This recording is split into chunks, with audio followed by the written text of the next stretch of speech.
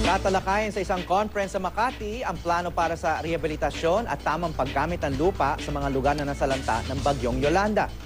May news to go si Katrina Son. Katrina.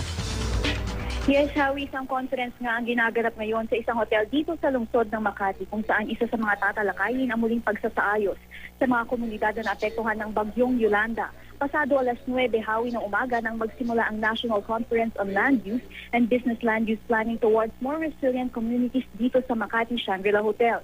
Dito nagkaisa ang Campaign for Land Use Policy Now at ang Philippine Business for Social Progress para hikayatin ang business sector at ang iba't ibang kawani ng gobyerno para obserbahan ang proper land use planning standards para sa pagsasaayos muli ng mga lugar na nasalanta ng bagyong Yolanda. Inaasahan, Howie, na dadaluhan ito ni Secretary Lacson at ni Mayor Sandy Javier ng Javier Leyte.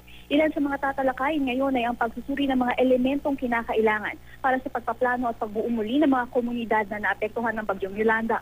Gayon din ang kasalukuyang rehabilitation and land use planning sa Leyte. Tatalakayin din dito, Howie, ang better land use planning sa mga komunidad na naapektuhan ng bagyong Yolanda. At Howie, napapanahon nga ang conference na ito lalo na at papasok na ang tag-ulan at maaaring muling maapektuhan ng mga lugar na nasalanta ng Yolanda. Howie?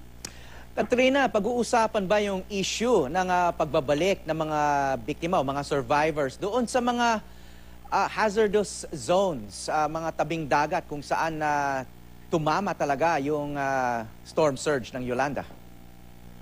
Howie, isa yan sa mga nakalagay na bullets dito na pag-uusapan nila mamaya kung safe na ba na muling magbalik doon. Ito nga ang mga biktima ng bagyong Yolanda, lalo pa at papalapit na naman ang tag-ulan. Howie?